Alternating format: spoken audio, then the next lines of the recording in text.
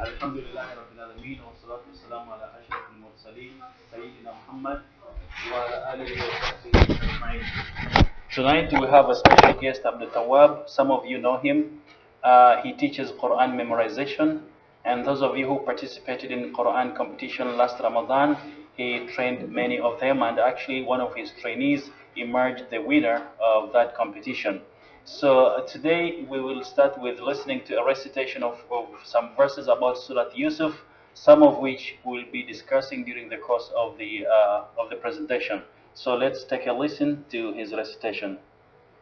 أعوذ بالله من الشيطان الرجيم وقال للذي ظن أنه ناج منهما اذكرني عند ربك فأنساه الشيطان ذكر ربه فلبث في السجن بضع سنين وقال الملك إني أرى 7 بقرات سمان يأكلهن 7 عجاف و7 سنبلات خضر وأخر يابسات يا أيها الملأ أفتوني في رؤياي إن كنتم للرؤيا تعبرون قالوا أضغاث أحلام وما نحن بتأويل الأحلام بعالمين وقال الذي نجا منهما وادكر بعد أمة أنا أنبئكم بتأويله فأرسلون يوسف أيها الصديق أفتنا في 7 بقرات سمان يأكلهن 7 عجاف و7 سنبلات خضر وأخر يابسات لعلي أرجع إلى الناس لعلهم يعلمون. Yeah, actually, Brother Abdul Tawab memorized the entire Quran from cover to cover. So Jazakallah khair. So we are still talking about Yusuf, still in jail, in prison. And last week and before, we talked first about him ending up in prison, yet he was innocent. He was unfairly, unjustly taken to prison. And then while in prison, he wasn't dejected. He was using his time wisely. He was praying to Allah, helping his fellow prison inmates. And then, after they discovered that he was knowledgeable in interpreting dreams, they confided to him their dreams, and he did well in interpreting those dreams. So one of them, the cupbearer, as we said before, the one who was in charge of providing drinks to the king, and finally he ended up in prison because the king had rumors that the chef and the cupbearer were conniving to poison his food.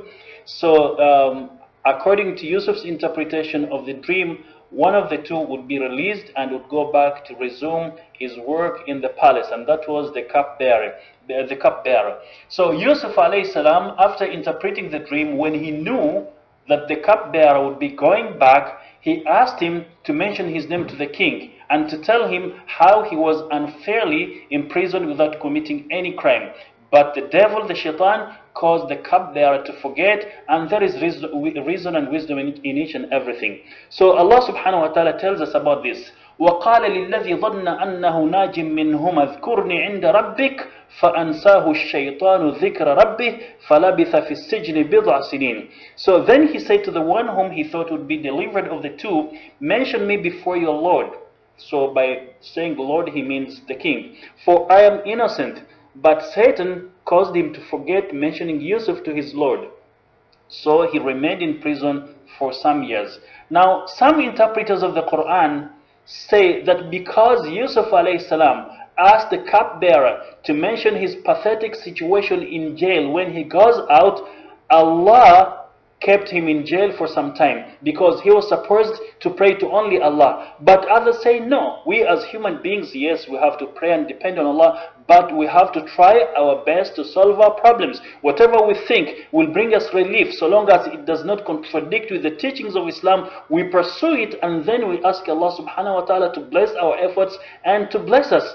So they say that when you reach a deadlock, you've explored all your means to get out of the problem, then the work of Allah begins over there. So there is no contradiction between Yusuf asking this man to go and mention to the king how he was unfairly imprisoned, and depending on Allah subhanahu wa ta'ala. So, and I agree with those who say Yusuf did what he did was right, to ask the cupbearer to mention his name to the king and how he was unfairly imprisoned, and then to pray to Allah to bless his efforts. So we try hard, but we ask Allah to bless our efforts. So Allah subhanahu wa ta'ala informs us that Yusuf asked the cupbearer to mention him before the king because he knew that soon the cupbearer would be released. So Yusuf wanted the king to know that he was innocently imprisoned without any crime. So in the previous verse, there is an evidence that striving hard to find means of survival or ways of getting out of the problem is meritorious and rewarding in Islam, as we usually say. So what Yusuf did was right, to try to get the means of him getting out of the jail. So if the devil tempted the cupbearer to forget, that's another issue, and everything happens with wisdom, especially when we're dealing with prophets and messengers. So this does not contradict with total dependence on Allah subhanahu wa ta'ala. So the Prophet sallallahu alayhi wasallam, a man who was going to pray and he had a camel, he was asking him, shall I just go and pray and leave the camel? The Prophet sallallahu alayhi wasallam told him, aqilha wa tawakkal, tether it and then depend on Allah. So you try your best, what you can do within your capability, and then you rely upon Allah subhanahu wa ta'ala. So Yusuf asked the person, the cupbearer, to go and mention his situation to the king, how he was unfairly imprisoned, and then he depended on Allah subhanahu wa ta'ala to do the rest. So the phrase, but Satan caused him to forget mentioning Yusuf to his Lord, means Satan, the devil, made the cupbearer forget what Yusuf had asked him to do. Now, you see, in life, sometimes maliciously we do things assuming that we would harm some people, or the devil is doing things assuming he's harming someone, but little does he know, but what he does will bring blessings to that person. How many, for example, someone plots against someone, he says this, he does this and that, and what he's plotting against that person, it brings him happiness, it brings him success. And actually in Arabic there is a proverb that goes, رُبَّ ضَارَّةٍ نَافِعَةٍ. So a person may do something assuming that he's harming you, but eventually it will end up benefiting you. For example, just an example, you're working with someone is your colleague, he doesn't like you, he would maliciously tarnish your reputation, mention to your boss that he doesn't work, he's doing this and that. So assuming that they will trust him, and then they will hate you and fire you. On the contrary, it so happens that they discover he's lying, and then they promote you, and he stays wheresoever he is or she is, or anything happens, they trust you. So in any case, Allah subhanahu wa ta'ala has preordained everything, and no one can frustrate the plan of Allah subhanahu wa ta'ala. It will come to pass whatsoever. And actually, things that we see as a punishment or something that we see as a curse, it's a blessing in disguise. So Mujahid and Muhammad bin Ishaq, both of whom are prominent historians in Islam among others, concurred that this is the most correct interpretation of the verse, that the devil made the cupbearer forget to mention the name of Yusuf to the king, what Yusuf had asked him to do. So Yusuf remains in prison for several years. He lingers in prison for several years. Allah subhanahu wa ta'ala says, فَلَبِثَ فِي السِّجْنِ بِضْعَ سِنِينَ. So he remained in prison for some years. Now, if you remember, those of you who were with us at the beginning of the tafsir class every Monday, we said one of the reasons we decided to have tafsir classes every Monday is because a non-Muslim read a verse in the Quran, a translation of a verse in the Quran, and although he was not a Muslim, he was concerned about the word that was used in the Quran. Allah subhanahu wa ta'ala says, إِنَّ الْمُنَافِقِينَ يُخَادِعُونَ اللَّهَ وَهُوَ خَادِعُهُم. So this non-Muslim read the translation of this verse that the hypocrites seek to deceive Allah, but it's Allah who deceives them. Now the question is, can Allah deceive?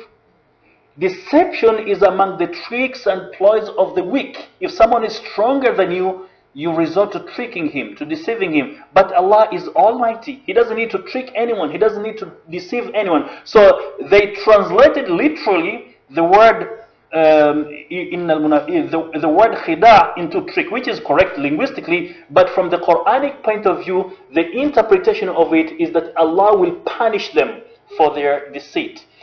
Now we have the word bid'ah here, although the translation is correct, but this is not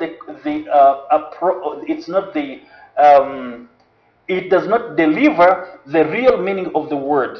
So the word bid'ah has a lot of connotations. So yes, it can bring closer the meaning, but that's not the accurate meaning of the word bid'ah, and we will see. So for some years, couple of years, several years, translating the word bid'ah. And Allah subhanahu wa ta'ala used it in another verse, in chapter 30, verse number 4. He says, fi bid'i sinin. So Allah subhanahu wa ta'ala was talking about the Romans, that at the beginning they were defeated by the Persians. And after some time, the Romans will defeat the Persians. And why did Allah subhanahu wa ta'ala say this? Because the policies of Makkah were sympathizing with the Persians, because the Persians were idol worshippers like them. So they were birds of the same feathers flying together. So the idol worshippers of Makkah, they were siding with the Persians. So whenever the Persians would gain victory, they would be happy. And the Muslims were with the Romans, because they were regarded as the people of the book, Ahlul Kitab. So according to Islam, the closest people to us are Ahlul Kitab, the Jews and Christians. So because the polytheists were gloating over the Muslims because of the defeat of the Romans, Allah gave them glad tidings that soon will the Romans vanquish the Persians. So according to Abdullah Yusuf Ali, bid'ah means a short period of time, a period from 3 to 9 years. He went on to write thus: the period between the loss of Jerusalem by the Romans and their victory over Issus, which was a town in Turkey, was 7 years. And actually, we keep in mind these 7 years, we'll refer to this. And to the penetration of Persia by Heraclius was 9 years. Anyway, we are still talking about the meaning of the word bid'ah. This is to explain why the Muslims were sympathizing with the Romans, because they were all worshipping one God, although the Romans had some other concepts, but they were closer to them than the non-Muslims. Now, talking again about the word bid'ah, it's here in a hadith. And actually, it's one of the reasons why I quoted this hadith, because there are some things which you can benefit from, which we can implement in our daily lives, from which you can get benefits. So Abu Hurairah narrated that Rasulullah sallallahu alaihi wasallam said, "Al-imanu bid'un wa sab'una shu'ba, aw bid'un wa sittuna shu'ba." So he's using the word bid'ah. And actually, there is, in all translations, you can't find an accurate translation of this word. فَأَفْضَلُهَا قَوْلُ لَا إِلَهَ إِلَّا اللَّهِ وَأَدْنَاهَا إِمَاطَةُ الْأَذَى عَنِ الطَّرِيقِ وَالْحَيَاءُ شُعْبَةٌ مِّنَ الْإِيمَانِ. Sahih Muslim. So translated as, Abu Hurairah narrated that the Messenger of Allah said, Iman, faith, consists of over 70 branches. So here bid'ah has been translated as over. Bid'ah. And we will see the real meaning of bid'ah, or over 60 branches, the uppermost of which is the declaration that none has the right to be worshipped except Allah. So the uppermost, the highest branch of faith is to declare that there is no one worthy to be worshipped except Allah subhanahu wa ta'ala. And this is the most beloved statement to Allah subhanahu wa ta'ala according to hadith of the Prophet. And the least of it is to pick up a harmful object from the road. So while you're walking, you see a broken glass, you see a wire, you see something that you feel, if someone steps on it, it will harm him, so you just pick it up and throw it, dump it, you will get rewarded for that. So don't take anything you do for granted. Everything that you do with sincerity, you are rewarded for that. And then the hadith continues, modesty or bashfulness is a branch of Iman. Now, actually, being modest, being shy, this does not contradict with demanding your rights. So there is a way in which you have to act appropriately. For example, I would like to ask people from different cultures, if a lady is talking to a man in front of her, so the man is 1 meter away from her, she shouts at him so much so that people who are 1 kilometer away would hear her voice. Is this Islamic? Is it Islamic? No. So sometimes you go to places, you find people are talking together, they're just close to each other. This isn't correct. So al-haya, shyness, someone should be shy, either man or woman. So we don't need to shout at one another, and this is part of faith. So if you maintain your modesty, if you feel shy in some situations that require shyness, you are actually a person of faith, and Allah rewards you for that. So there is nothing taken for granted. So the word used originally in Arabic, the word used originally in Arabic for several is bidr, which is used for numbers between 3 and 9. So this is the real meaning of bidr. It's used for numbers from 3 up to 9. Other linguists contend that it is used for numbers between 3 and 7, while others maintain that it refers to numbers from 3 to 5. Others like Athalabi opine that it can be used to refer to any number below 10. And actually, Abu Ja'far said this is the most correct opinion, that it could refer to numbers between 3 and 9 up to 10. So any number below 3 is not bidr. Any number above 10 is not bidr. So for how many years exactly did Yusuf stay in jail after the cupbearer had been released and was made to forget to mention the name of Yusuf in front of the king? So Qatada, Ibn Jurayj and Wahb maintain that he stayed there for 7 years. And actually they concur with Abdullah Yusuf Ali, who said that they stayed there for 7 years. So here Abu al-Hudayl al-San'ani says, سمعت وهبا يقول أصاب أيوب البلاء 7 سنين وترك في السجن يوسف 7 سنين وعذب بخت نصر فحول في السباع 7 سنين. So the translation is, Abu Hudayl said, I heard Wahab ibn Munabbih narrate this. Ayub stayed with his affliction for 7 years, Yusuf was left in prison for 7 years, and Nebuchadnezzar was punished for 7 years. So this is according to Wahab, Qatada and others. So Abu Ja'far says, the most correct meaning of bidr is that it refers to numbers between 3 and 9 up to 10. Therefore, any number below 3 cannot fall under the name bidr.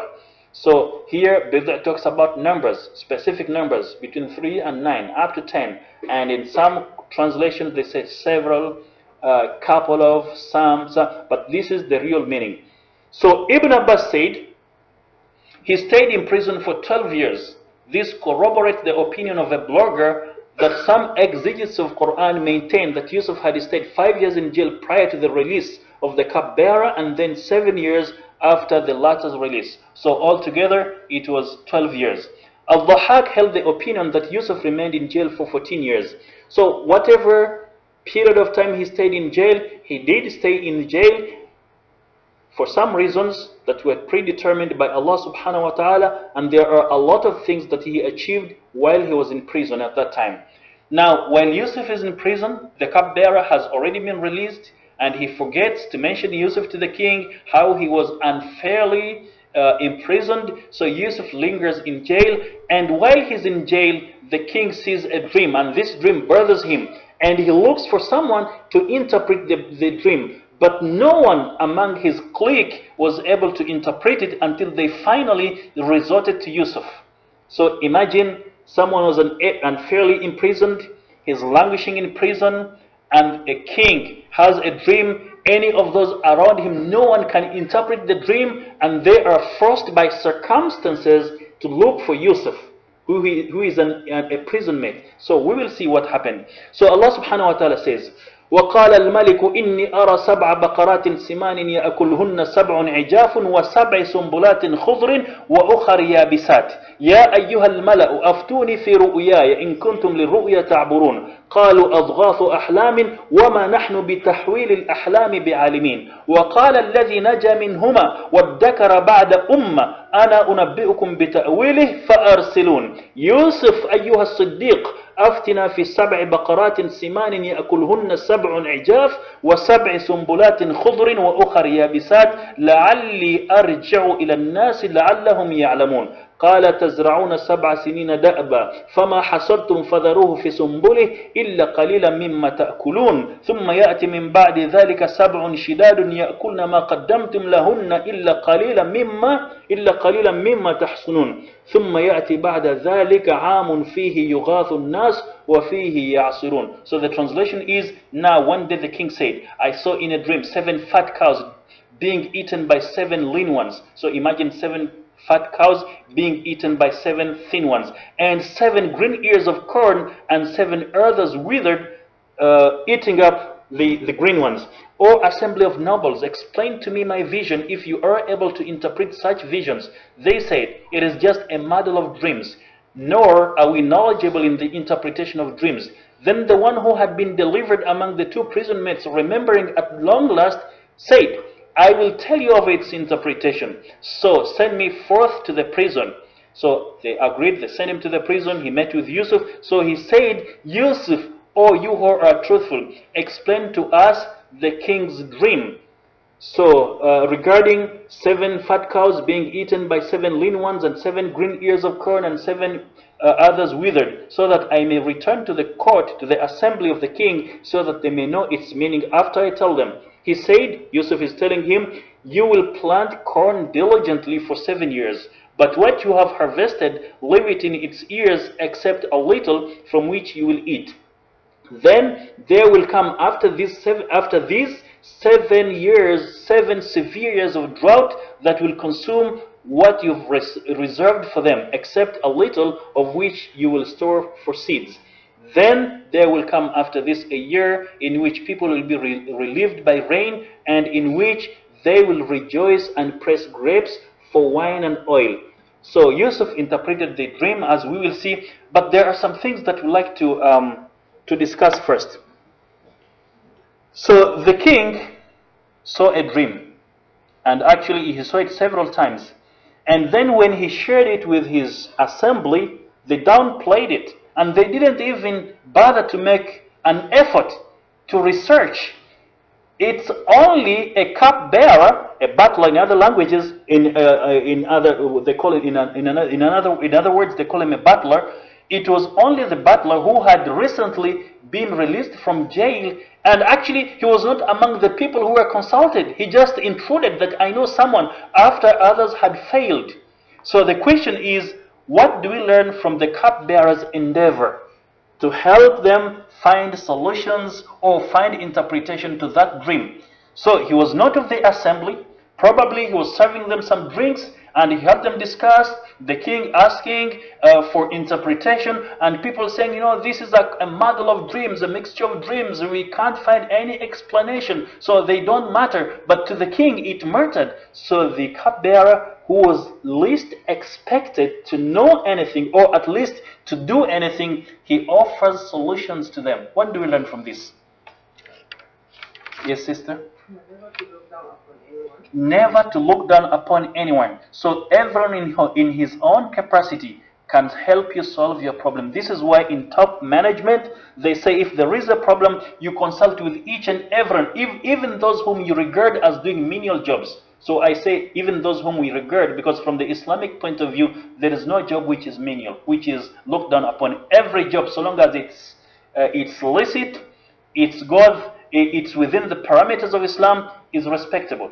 Every job, whether it's cleaning toilets, cleaning roads, we don't look down upon any job. So what's regarded between brackets as a person who is regarded as doing a menial job, you ought to consult with him. They might come up with solutions which you didn't expect. And actually, top companies, people have confessed that there were some problems, and top CEOs were not able to come up with solutions. The solutions came from people who were doing the menial jobs. So here the cupbearer takes it upon himself to look for solutions. What else do you learn from this?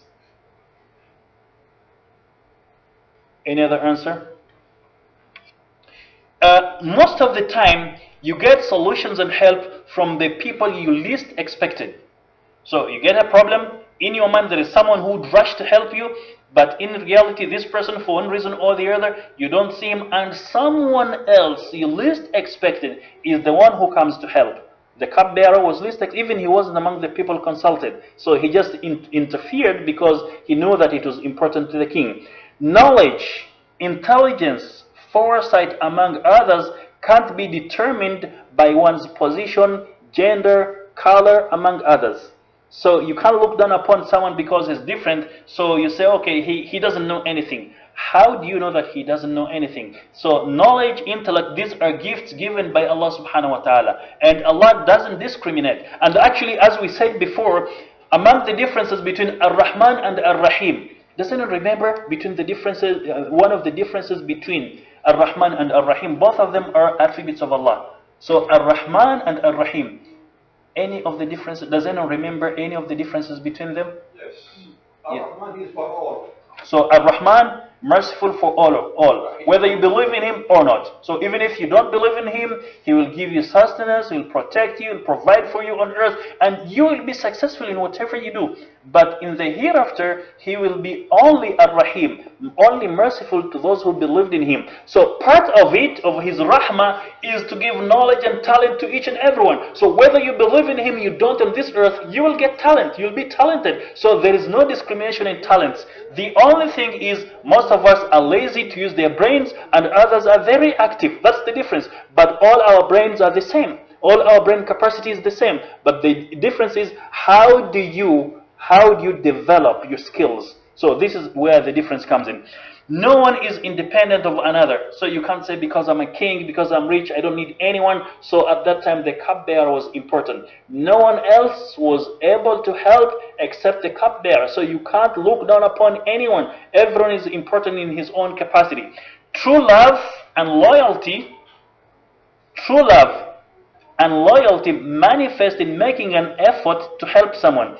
Even if you don't have knowledge, just make an effort to help. So the cupbearer didn't know how to interpret the dream, but he made an effort to first to advise them that there is someone who can do that. Send me to him. I'm going to consult with him and then I will come back to you. So he made an effort. This is what I tell people when they come to the marriage course, that when Allah subhanahu wa ta'ala talks about marriage in the Quran, he uses the word mawadda. So when Allah talks about the relationship or about intimacy between a man and a woman, husband and wife, he uses the word mawadda. And it's translated as love. And then we have mahabba. Mahabba is also translated as love. And then we have hub, translated as love. So if you refer to any translation, mawadda, mahabba, hub, all love, love, love. Again, there is a difference. Mawadda is more profound than mahabba. Mahabba, love, is general. The love for your son, for your brother, for your mother, for your father, for your, it's different. But when Allah is talking about intimacy between husband and wife, he uses the word mahabba, mawadda. So mawadda means you love one another, you take care of one another, you are concerned about one another. It's a full package. Sure. Love, care, attraction, concern, among others. So I always tell them, the people who come for the marriage course, that if, for example, you are a mechanic in a garage and your wife is a medical doctor and she comes back home, she complains that they have given her an extensive research, she doesn't know how to begin. You cannot tell her, I can't help you, I'm a mechanic, I don't know anything about medicine. If you are a good husband, you will make an effort either to Google it, ask friends, go to hospitals, make an effort to prove to her that you're trying to help. But don't just say, I'm a mechanic, I don't know anything. So this isn't mawadda. So mawadda is to care about her moods. So now, for example, she comes, she's concerned, she's distressed about the research that she was given. You've refused to help her, even to show baby steps of helping her. At night, you want to be intimate with her. How will it come? So in any case, there are a lot of things that we have to learn. Then, you should always consult with those deemed, you should always seek advice from people who are deemed by society as insignificant. So society looks down upon them, but if you are a clever person, don't look down upon them. If there is a problem, ask them. Maybe they have solutions to the problem. Everyone is important in his own capacity. We said this. And then there is spotting talent. You know, Western countries are very good at spotting talent. If, for example, they see someone, for example, if the Chinese, they go to a developed country, they see someone good in taekwondo, karate, he makes moves, gymnastics, they take him. So they brush the skills and they give him the nationality. Western countries the same. If you run marathon well, do this and that. So this is one of the reasons why they have developed. But other countries, where other communities, whenever they spot a talent, they feel afraid, they feel intimidated, they become jealous, they start plotting against this person. Why? Instead of benefiting from the skills. So here, the cupbearer is teaching us lessons that although he was just a butler providing drinks, he did know something about someone who would help. So interpretation of the king's dream was one of the reasons why Yusuf was released. And actually, when they offered to release him, he refused, as we will see. So the king of Egypt at that time, the one who saw the dream, was by the name Ar-Rayyan ibn al-Walid. I won't go through the whole, through all the names of his genealogy. So according to the people of the book, by the way, who are the people of the book? Jews and Christians. Jews and Christians. So according to the people of the book, the king saw in that dream as if he were standing at the bank of a river, River Nile, from which it appeared as though 7 fat cows had risen and continued to graze in a garden there. While grazing, 7 thin cows appeared from the same river, River Nile. They then grazed with the fat ones. Then all of a sudden they turned to them and ate them up. So the king was surprised. How come? Thin, withered, weak cows, 7 of them, eating up the fat ones. So he was terrified in the dream. They then not only that. So he woke up, he was frightened, then he slept, again he slept, after which he saw 7 green ears of corn on one stalk. Then all of a sudden he saw 7 dry ears of corn, eat them up. So 7 green ears of corn being eaten by 7 dry ears of corn. So when we say ears of corn, we don't mean ears. You know, sometimes there is a problem with language. There is a guy who called us 7 years ago. He was from Scotland. He went to visit his friend, Kuwaiti friend, and they gave him a chest. You know, these boxes in which in the past Kuwaitis would keep their jewelry and some other precious things. So he was given that as a gift. So the other person, his friend, wanted to have the same. So he went to the Friday market to buy it. He doesn't speak Arabic. So he said, I want to buy a chest. The vendors were offended. You want to buy my chest? You want to kill me? So they wouldn't understand him. He had to call us to explain to him what he wants. So someone might think it's an ear. No, in English, sometimes the ear is also referred to as a cob or a pole. So the ear is the spiked part of the corn plant that contains kernels. So this is the ear of a corn.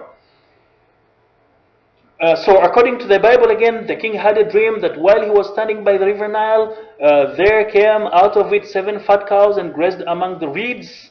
After that, 7 other cows, ugly and lean, came out of the river and stood beside them on the same river bank. Then they turned toward the fat cows and ate them. The king woke up and was terrified. He slept again and had a second dream. He saw 7 green ears of corn grown on a single stalk. Surprisingly, he saw after that those seven thin and dry ears of corn spiraling over the green ones and eating them. He was terribly terrified, and this prompted him to go to his assembly to seek advice from his inner circle. So what happened? After narrating the dream to his inner circle, no one among them was able to interpret it. They rather said it's just a muddle of dreams. That means a mixture of dreams that happen at night bearing no meaning at all. Moreover, we don't have any knowledge or experience to interpret such dreams. So they downplayed the dream of the king. So Allah says, وَمَا نَحْنُ بِتَحْوِيلِ الْأَحْلَامِ بِعَلِمِينَ. Nor are we knowledgeable in interpreting dreams. So they didn't want to make an effort. They just said these are mixed dreams that people always see. They don't bear any meaning and we don't have any knowledge. So they didn't make any effort in trying to interpret the dreams. Yet they would pretend they were friends of the king. They were loyal to him, praising him. But when the king is in need, no one makes baby steps to try to help the king. So at that moment, the cupbearer who had been released from the prison remembered Yusuf and his ability to interpret dreams, he also remembered that Yusuf had asked him before to mention his name in front of the king and to notify him of his condition in the prison, as well as reminding him of his innocence while he had forgotten. So the cupbearer Yusuf, before he was released from the jail, Yusuf told him, when you go back to the palace, inform the king about me that I was unfairly imprisoned, but the cupbearer forgot because the shaitan, the devil, made him forget. Now at this juncture, when the king badly needs interpretation of his dream, then the cupbearer remembers Yusuf alayhi salam. So that so happened by Allah's predetermination and for so many reasons according to the infinite knowledge of Allah. So the shaitan thought he was successful in making the cupbearer forget, but little did he know that Yusuf now was getting more and more followers, or more and more people who understood his situation and who would sympathize with him. And there are some lessons which we learned. Before I go to those lessons, there's a quote that I'd like to share with you. It says, "A heart with no dreams is like a bird without feathers." A heart with no dreams is like a bird without feathers. What do we understand from this? So dreams can be something that you dreamt of at night, especially the good ones, and it could be something that you're planning to do in the future. So someone, for example, is planning to build a bungalow on a lake, on a riverbank, or some. So this is a dream, something that you want to achieve in the future. So here it says, "A heart with no dreams is like a bird without feathers." What do we understand from this? So if you don't have dreams, you're like a bird without feathers. What do we understand?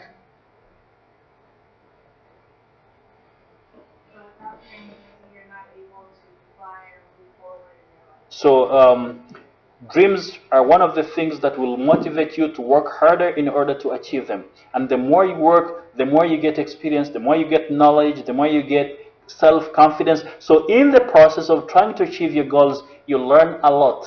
So even if you do not necessarily achieve your goals, you will have gained in the process. And if you are a Muslim, as I usually say, if you want to achieve your dreams, and your main aim is to please Allah, then after pleasing Allah, you want to achieve your own goals, Allah rewards you if you die without achieving those dreams. Either way, you will gain, whether you achieve them or not. So here, dreams are very important, and this is why everyone has to have a plan for his life.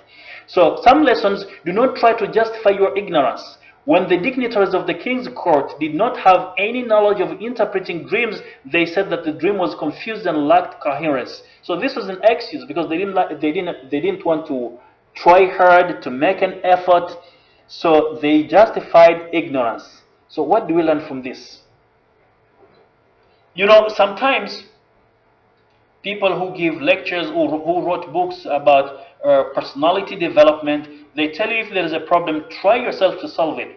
So when you fail to solve the problem, this is why you can involve others. Because when you try so hard to solve it, and then a person comes to help you, all the procedures will stick in your mind, rather than just depend on someone. Every time you have a problem, you call someone. I am not a computer savvy I myself, but whenever I have a problem, I try to solve it before I ask anyone to help me. So, and I gain a lot. And actually, when you try very hard to solve a problem and you fail, then someone shows you how to do it. You can't forget it. You already know, I tried this, it didn't work, and finally I got this. So it will stick in the mind. Number two, tasks that require skill must be left to those who are capable.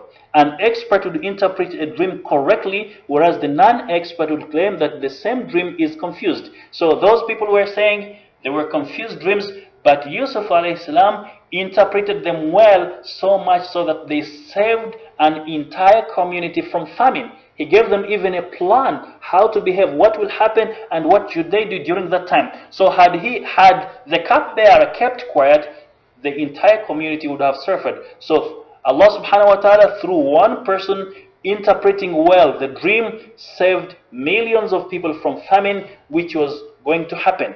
So Allah saves a nation from famine by giving its oppressive and tyrannical king a dream that was finally interpreted by Yusuf.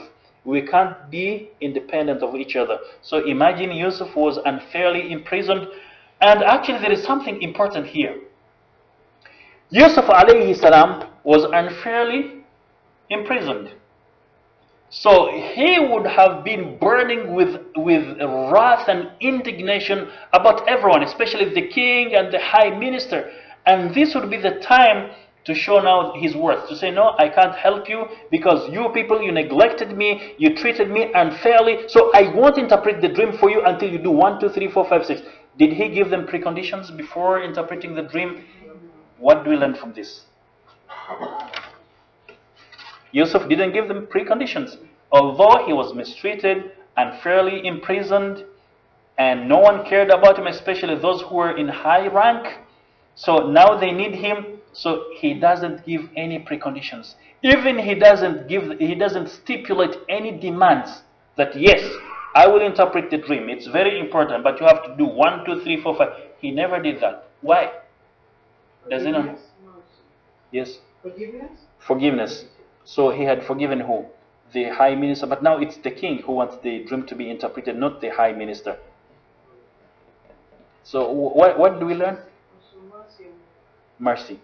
Mercy towards, so having mercy towards the innocent people who would be affected had they not taken precautionary measures according to the dream. So mercy to the entire community. So he didn't want people to suffer because of the mistreatment of how the people in the high echelon mistreated him. So there were innocent people who would suffer. So mercy. What else? Self-confidence. So he was confident that by doing this, time will come when they will realize who he was. What else? Genuinely kind person. He was genuinely a kind person. Yes, sister? He did not want to do the same as what people had done. So two wrongs cannot make a right. So he got, first of all, whatever you said is correct, and there are some other reasons here. He got the knowledge from Allah, and he was giving it for the sake of Allah. So he got the knowledge from Allah, and he was giving it for the sake of Allah, expecting his rewards from Allah subhanahu wa ta'ala. And this is very important. You know, prophets and messengers are the best human beings. So Yusuf alayhi salam, being a prophet, I don't know by that time if he was a prophet or not, but he was from a noble descent of prophets and messengers.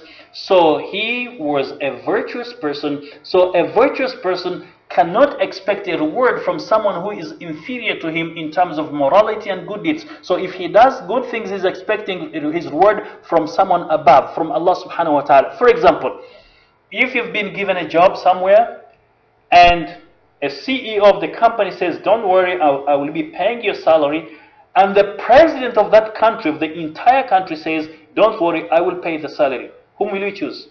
The CEO or the president? You go for the president. So وَلِلَّهِ الْمَثَلُ الْأَعْلَى. So Allah subhanahu wa ta'ala, when He rewards you, He gives you the best, He's happy with it, and He will bless the reward. We did talk before about some of the meanings of the word blessing. We said it means protection. So a human being can give you something, but does he have the ability to protect you from the evil of what you can do from what he gave you, or from the evil of the people who will be plotting against you? So what Allah subhanahu wa ta'ala gives to you, He's happy with you, He's happy with it, He will protect you, He will benefit you in whatever He gives you. So Yusuf wants his reward from Allah, not from a human being. And this is why I always tell people that whatever you do, do it for the sake of Allah. Don't do it for the sake of human beings, because human beings are very complicated. A few of them would appreciate what you do for them, and some of them, even after doing them a favor, instead of thanking you or rewarding you, they will plot against you. You'll become a threat. They will start being jealous of you. So imagine. Number two, their reward would not be as complete and beneficial to him as the reward of Allah. So he wants the reward of Allah, which would be complete and beneficial. By releasing him, it would appear that they were doing him a favor in return. So for example, if he stipulated a condition that, you know, you have to release me so that I interpret the dream to you, so it would appear that they were doing him a favor. And he didn't want it to appear that they were doing him a favor because he was unfairly imprisoned. So if he was unfairly imprisoned, they are the ones who have to plead with him to release him, not him to plead with them, because he didn't commit any crime. So if, for example, he stipulates a condition and he says, I will interpret the dream, you have to release me. So in town, people will say, yes, he was a criminal, he did something bad, but because he interpreted the dream, then he was forgiven. So he didn't want that to happen. So it was his right to be released, and they were supposed to apologize to him and compensate him for the duration of his stay in jail. So he didn't want to give him this impression. So his credibility would dwindle, and people would think that he was profiteering from that. So people would think that, since he stipulated a lot of conditions, maybe this is what he does, and he might lie in order to get profits. So he wanted to assure them that what he was telling them was true, and he was not looking for any ulterior motives. So, I have heard of a restaurant in some countries, in one of the developed countries, whereby if you go there after they serve you, you determine how much you will pay. So they don't have a list of prices. So you go there, they give you the menu without prices, they serve you, and then when it's time to pay, they tell you to determine how much you'll pay.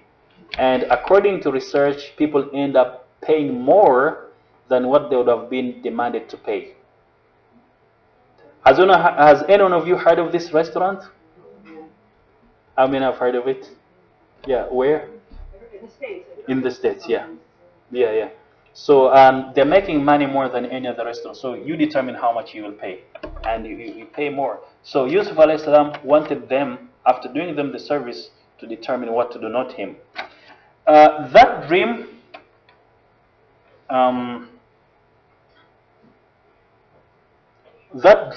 the interpretation of that dream was among the reasons for him to be released from jail. Although he didn't put a precondition, they finally released him, and as we will see, he refused to go out of jail, and we'll see what were the reasons. Now, you see, sometimes we get it wrong. You want to be paid for every service that you do for the community. Yes, you can be paid, but it won't be as much as the reward that you get without demanding. I'll give you an example. There is a time when we invited someone to give a lecture, and that was a very valuable lecture for doctors and nurses, among others. So at first he wanted to be paid, and I told him we are a non-profit organization, so we just ask you to volunteer and give the lecture, and you never know, you might be paid in different ways. So after convincing him, he gave the lecture. So after that lecture, some people invited him to go to some countries, Holland, Denmark, Sweden, to give lectures, and he was paid a lot. So finally he came to me and said, thank you. Because of you, I knew people, and now I got more than even I would have been paid when you paid me. For example, if it was payment, we would have given him 20 KD, 30 KD, but he ended up getting about $3,000 from the travels, let alone air ticket. So what I'm trying to say, it's not always 1 + 1 is 2. So if you don't give me the 1 + 1, I won't work. Sometimes you need to just do service for the sake of people. Allah will bless you in different ways. So, and this happened during the time of Yusuf alayhi salam after interpreting that dream. So to interpret dreams, one must turn to the right kind of people, and one must not disclose it to anyone who is not properly qualified to interpret it. Actually, there are many ahadith. If you have a dream, you just disclose it to people whom you trust. Even Yusuf alayhi salam, when he saw his dream, what did his father tell him? Don't narrate it to your brothers. So his own brothers. So you see a dream, maybe there is something good in it. Some people maliciously will discourage you, and some people maliciously will threaten you that, it's bad, this and that will happen, because they don't want you to achieve what you are about to achieve, and they won't encourage you. So the Prophet ﷺ, likewise, or conversely, lying that you saw a dream which you didn't see isn't allowed in Islam. So someone, for example, he wants to please his spouse, wife wants to please husband wants to please his wife. He comes in the morning and says, I saw you in paradise wearing white clothes and near some fountains with lush green vegetation. So he wants his wife to be happy, yet it's false. He didn't see it. So what did the Prophet ﷺ say? What did the Prophet ﷺ say? He says, وَمَنْ تَحَلَّمَ كلف يوم القيامة أن يعقد شعيرتين أو قال بين شعيرتين وعذب ولن يعقد بينهما ومن استمع إلى حديث قوم يكرهونه صب في أذنيه الآنك يوم القيامة. So the translation is, Abdullah bin Abbas, may Allah be pleased with him, and his father said that the Messenger of Allah said, he who claims to have seen a dream that he did not see will be ordered to knot two barley seeds, so the seeds of barley, to tie them in a knot together, which he will not be able to do, and so he will be punished. And he who seeks to listen to the talk of a people secretly will have molten lead poured into his ears on the day of judgment. So there are things we are warned of here in this hadith. What are they? What are the things that we understand from this hadith that we should avoid? Gossip. Gossip. So talking about people. To avoid narrating stories and dreams that are not true. Yeah, yes. You didn't see a dream, or you saw a dream, you narrated differently. This isn't allowed in Islam. What else? Be truthful. To be truthful. To be truthful in whatever you say. So don't lie, either you're to please someone or to get benefits. So even with regard to the dreams, you have to tell the truth. So I have some quotes here which are good. Dark times always reveal good people. Dark times always reveal good people. Another one, blessed are they who see beautiful things in humble places where other people see nothing. So where other people see nothing, the blessed people will see something. What do you understand from these quotes? Dark time always reveal good people. For example, Yusuf alayhi salam, he was unfairly imprisoned, so he would have been dejected. He would have hated everyone, spoken evil of the entire community. But he chose another path, helping the inmates, jail inmates, comforting those who were dejected, and if anyone was ill, he would try to treat them, and if anyone needed money, he would collect it for them. So according to some narrations, people in the jail liked him so much so that if someone was released, he would come back to meet with him. So he used this time in a dark, because he was a good person, he used this dark place to provide light to the others. So in this dark place, he was a light provider to the others, and he won their hearts and minds. What else do we learn from these two quotes? Any ideas? Be always positive, right? Yeah. Even in negative situations, you can do something positive. For example, Ibn Taymiyyah, a Muslim scholar, he was unfairly jailed because of his religiosity, because of his religious commitment. But in the jail, he authored a lot of books. So he spent his time writing books about Islam. So imagine they imprisoned him because of being religious, and in prison he writes books about Islam. And he told those who jailed him, he said, you can punish my body, you can restrain my body, but you can't punish my soul. You can't restrain my soul. So I find comfort here, I find happiness because I'm a positive person. I'm a person who understands who Allah is. So وَقَالَ الَّذِي نَجَى مِنْهُمَا وَادَّكَرَ. Then the one who had been delivered among the two prison mates remembered at long last. So he remembered Yusuf when the king had seen the dream, and he remembered how Yusuf interpreted his dream. And there is something here that we learn. You know, there is something in marketing, what they call viral marketing. Viral marketing is someone provides good service to you, you trust this person, and you will encourage others to go to that person as well. So because Yusuf had interpreted the dream of the cupbearer while in jail, and this dream came to pass, it was reality, he was released, and it happens as Yusuf had told him, so he was very confident that Yusuf is the person. So he didn't look for his brother, he didn't look for his father, he didn't look for anyone else. He went to Yusuf. As it so happens in some situations, there is a deal, you know someone isn't capable of doing it, but you give it to him anyway, and you tell him, you know, I'm bringing you a deal, I want 20%. So you'll find some other people to help, and you pretend that your friend is the one who did it, yet he isn't the one because you want to profit here from that. So the cupbearer was also sincere, coming back to Yusuf, as we said, spotting talent, because he knew that Yusuf had the talent. And this underscores what I said, we shouldn't always look for quick benefits. So what you do today for free, it might bring you benefits tomorrow and after tomorrow, more than even what you would have gotten. So this means he remembered after a considerable period of time. So he told the king and his clique, I will tell you its interpretation, so send me to Yusuf. So he told them, if you want interpretation of this dream, send me to Yusuf. He will explain it. So they agreed and they sent him to Yusuf. So he went and met with Yusuf. Now he says, Yusuf ayyuha siddiq, aftina fi sab'i baqaratin simanin ya'kuluhunna سبع عجاف وسبع سنبلات خضر وأخر يابسات لعلي أرجع إلى الناس لعلهم يعلمون. Yusuf, O you who are truthful, explain to us the king's dream regarding 7 fat cows and being eaten by 7 lean ones, and 7 green ears of corn, and 7 others withered, so that I may return to the people of the court, the assembly of the king, so that they may know its meaning.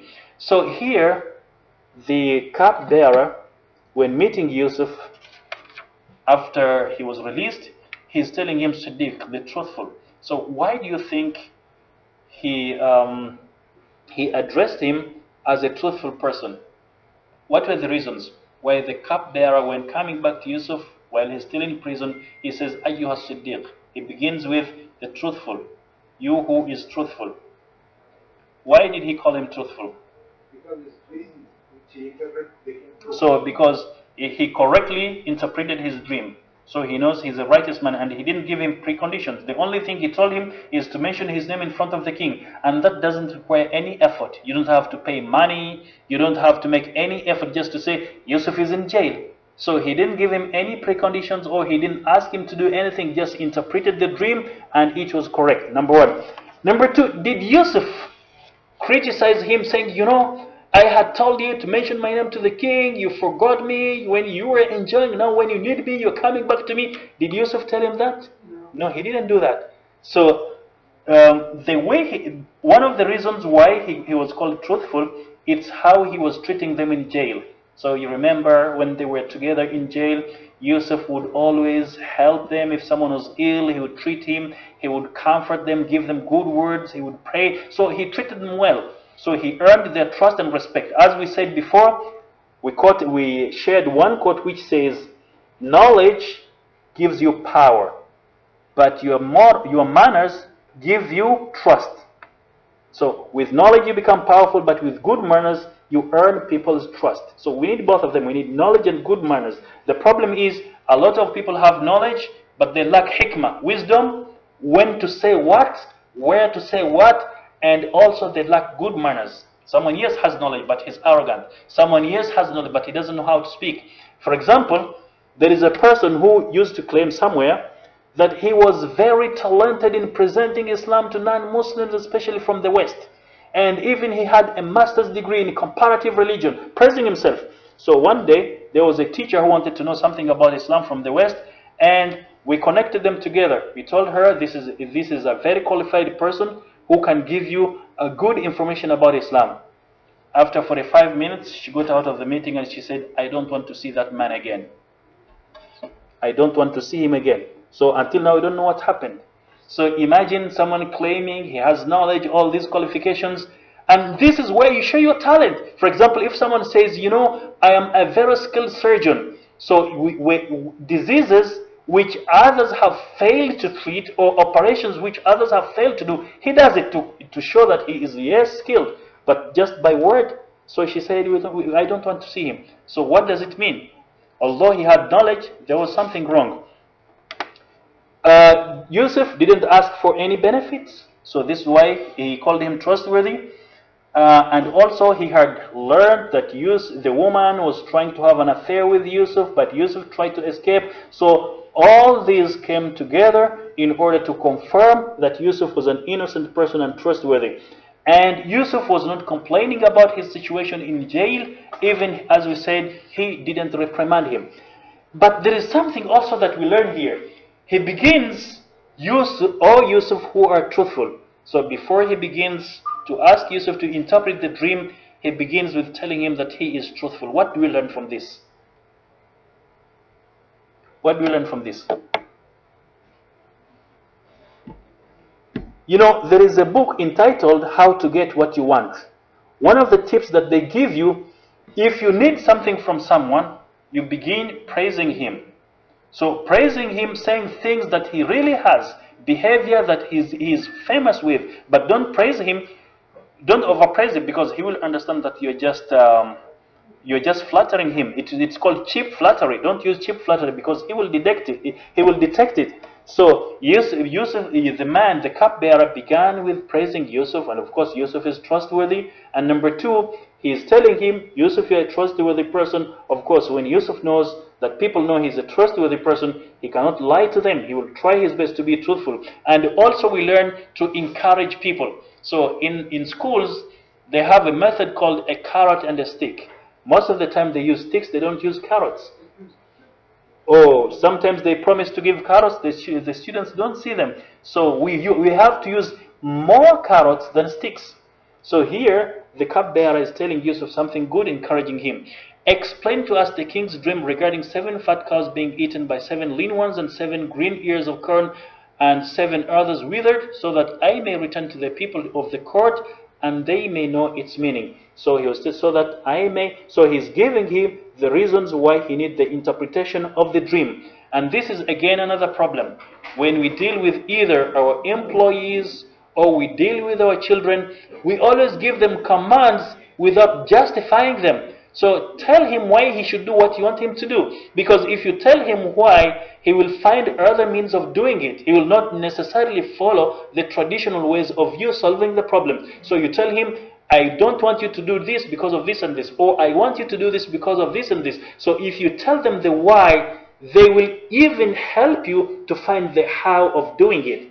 So before we continue, we have here some quotes. Truth is like the sun. You can shut it out for a time, but it's not going to go away. So you can shut the sun for a time, but it won't go away. So truth is like the sun. You can cover yourself from it. You can put a shield. You can do something, but the sun will not go away. So the truth will always remain true. Truth. Truth will always be truth, regardless of lack of understanding, disbelief, or ignorance. Truth will always be truth, regardless of lack of understanding, disbelief, or ignorance. So Yusuf alayhi salam, they resorted to him, a man of truth. And also other quotes: don't talk, just act. Don't say, just show. Don't promise, just prove. Don't talk, just act. Don't say, just show. Don't promise, just prove. And another one, you think behind every chance there is another one. And then another one. It's the worst kind of extravagance, spending chances. So don't squander your chances. Whenever you get the chance, you use it. So Yusuf interpreted to the man, to the cupbearer, the dream, and then showed him what to do. He also informed him of the necessary steps to be taken during both times of abundance and famine. He advised them to store up all the grains harvested during the first 7 years of abundance, to store the grains in the spikes or ears, except what they would eat. He went on to advise them to sow small amounts of seeds in the second 7 years, because they would probably not grow, those grains would not grow due to the shortage of rain. So it would be a waste of time and efforts. So what else do we? So Yusuf, his work was only, his responsibility, or the request was to interpret the dream. But now he's giving them advice. What do we learn from this? He was justified if he would just interpret the dream and tell them, okay, I've done my job, go and tell them. But now he's advising them. What do we learn from this? So he was generous even in advice. So generosity is not only in monetary terms. Everything that you have, if you share it with others honestly and sincerely, this is generosity. So he was generosity in advice, in ideas, in knowledge, among others, sharing the knowledge with others, giving advice to the others, which is among the meritorious acts of Islam, to share your knowledge with others, share talent with others, because you got it for free from Allah, so you share it with others. But the good thing is, if you share it sincerely, Allah rewards you in different ways. And also, he's telling them not to waste their time. If you know that something will waste your time, don't do it. A lot of people do things, they just want to do them for the sake of doing it. This is why before you do anything, do a research if it will work or not. Follow the necessary steps. Ask the people, so it will save you a lot. Don't do something and then you fail, then you will have wasted your time. So Yusuf didn't want these people to waste their time because he had told them that 7 years would be dry, no rain, just whatever you have of the seeds, plant a few of them, because if you plant many of them, rain won't come and you will lose efforts and your grains. So this demonstrated the profound understanding and wisdom that Allah had bestowed upon Yusuf alayhi salam.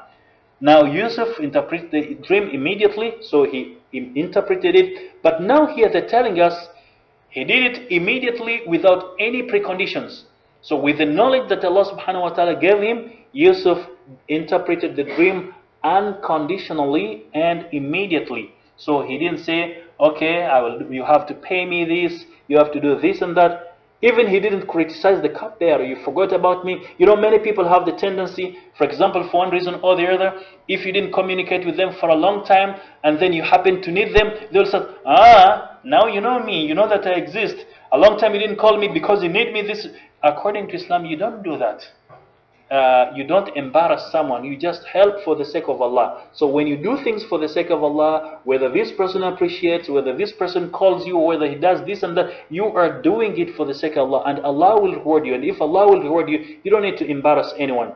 So rather he sincerely honored their request and interpreted the king's dream, which meant that the 7 years of fertility and abundance would be followed by 7 years of famine. Now I have here some other quotes. Why wish upon a star when you can pray to the one who created it? Why wish upon a star when you can pray to someone who created it? What do you understand from this? Why wish upon a star when you can pray to someone who created it?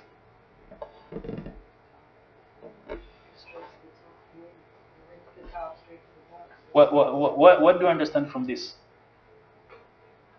You know, some people in the morning, before going to work, they get newspapers and they go to the page about horoscopy, and then they read this Sagittarius, Scorpio, among others, and they said, oh, today it won't be beneficial, I won't do it. So this is shirk in Islam. So instead of doing that, pray to Allah to make you successful. Pray to Allah to protect you. So Yusuf alayhi salam was doing things for the sake of Allah subhanahu wa ta'ala. He didn't need anyone, but even when he asked the cupbearer to mention his name to the king, he was doing what is called, he was doing tawakkul, because according to Islam, you do it and then you ask Allah to bless it. And if it doesn't work, you don't blame anyone. So he was actually relying upon Allah subhanahu wa ta'ala, and even he didn't criticize the man. So another one is Allah will help him who moves in the way of Allah. So if you move in the way of Allah, if you do things for the sake of Allah, if you remember Him in both prosperity and adversity, Allah subhanahu wa ta'ala will be with you. So Yusuf alayhi salam did help them. So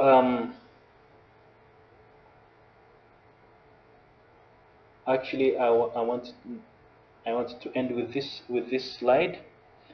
Not only did Yusuf interpret the dream, but he also guided them to what they ought to do during the period of fertility and abundance, and then during the time of drought.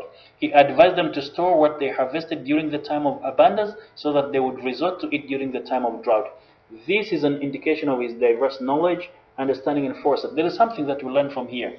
So you'll have 7 years of rain and abundance, so whatever you harvest in this year, don't consume it all. So you keep some for the time of drought. What do we learn from this? One of the things that we learn is, if you are an employee, you get a salary, don't spend all your money, because maybe tomorrow you'll become ill, maybe there is a problem that will happen, so you have to have something on your account. At home, don't be extravagant, don't exhaust all the resources that you have, and then tomorrow you don't know from where you can get something to help you. So he's teaching them here how to save. So Yusuf alayhi salam was teaching people how to save. Unfortunately, I know some people who don't know how to save. On the 15th of the month, he doesn't have even a dinar yet. His salary is big. making big parties, spending a lot of money. So when he's in trouble, there is a problem. So what else do you learn from this? Yusuf is teaching them how to save. Not only to save money, not only to save the resources, also to save your time. What do we learn from this? Any lessons that we learned from Yusuf advising them?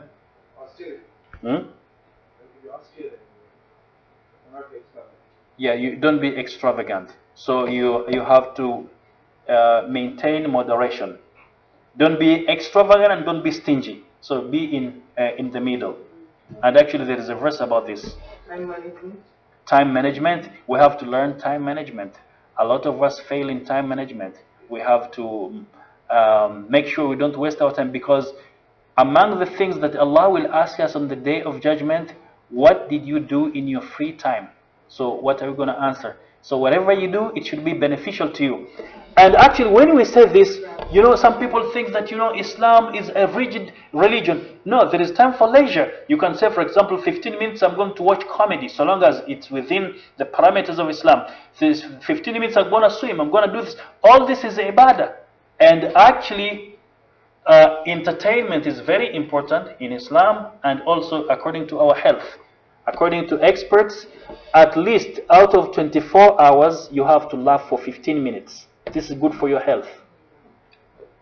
So what else do we learn from this? That we have to plan for our future. So you have to have a future plan. You have to have a future plan. So it could be a short-term plan, long-term plan, but you have to have a plan. Don't say, a lot of people had plans, but they died before achieving their goals. We say, if you have a plan and you die before achieving your goals, if your first priority was to please Allah and then to help humanity, you get rewarded for that. Because one of the reasons why we are here on earth is to develop the living conditions on earth. This is part of ibadah. So building a good house, building hospitals, wearing good clothes, this is all Islamic. So you don't have to torture yourself, you don't have to restrain yourself. And actually, some people have the tendency, for example, you want to give someone a drive from here to Hitin in August, actually at around 12:30 when it's extremely hot. And someone would say, I will walk because on the day of judgment the heat will be very terrible. So this one is less than the day of judgment, let me walk. Why do you tell such a person? So when you have a blessing, use it. When you don't have it, that's another issue. So you can't torture yourself assuming, okay, let me prepare for tomorrow when I don't have it. When you have it, use it. وَأَمَّا بِنِعْمَةِ رَبِّكَ فَحَدِّثْ. Allah subhanahu wa ta'ala says, talk about the bounties of your Lord. Show them. So the Prophet ﷺ would always show the people, wear good clothes, good perfumes, to show that he was a happy person, showing the blessings of Allah subhanahu wa ta'ala. Or some people, for example, would say, I am afraid to eat good food because some refugees are suffering in some countries. When you come to that state, then you will learn. But now when you have a bounty, a blessing, use it. It's from Allah subhanahu wa ta'ala. What else do you learn from this?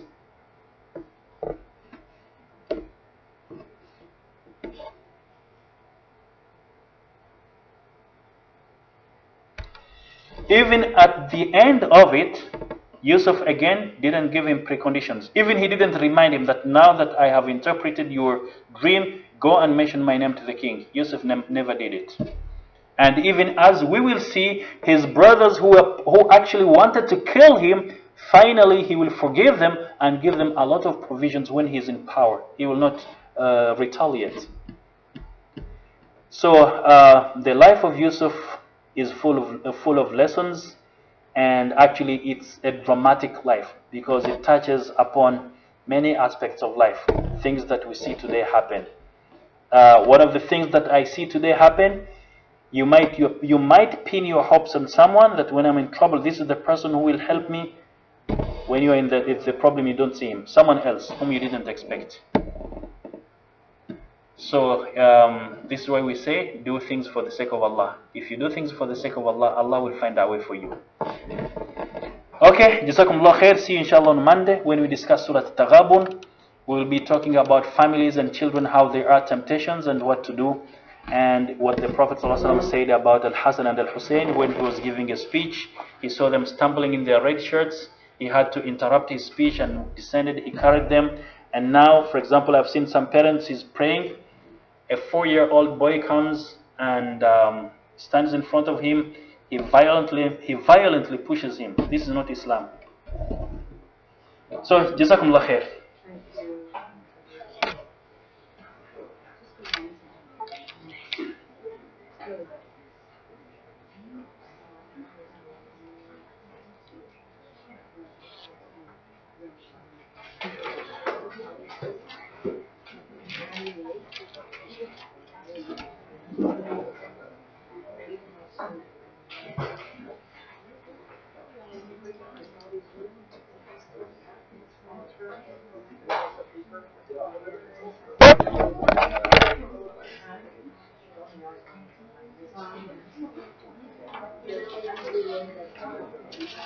Yusuf.